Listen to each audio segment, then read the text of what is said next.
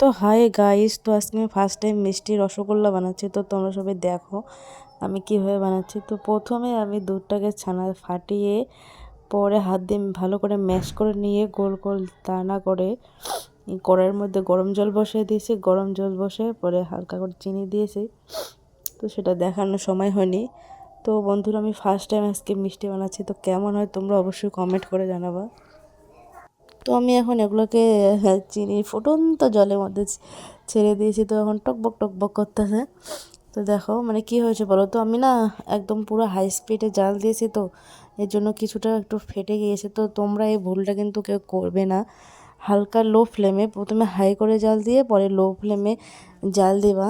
জাল দেওয়ার পরে হালকা করে প্রায় 10-15 মিনিট জাল দিয়ে নেবে। পরে তো দেখো আমার রসগোল্লা একদম রেডি। রসগোল্লা বলাটা ভুল হয়ে যাবে, ছোট ছোট মিষ্টি কি বলবো, আমাদের বাড়িতে যেহেতু গোবিন্দ ঠাকুর আছে, তো ঠাকুরের জন্য হয়ে যাবে।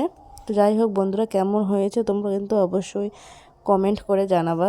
ফার্স্ট ট্রাই করলাম। তো বন্ধুরা, টাটা, বাই বাই।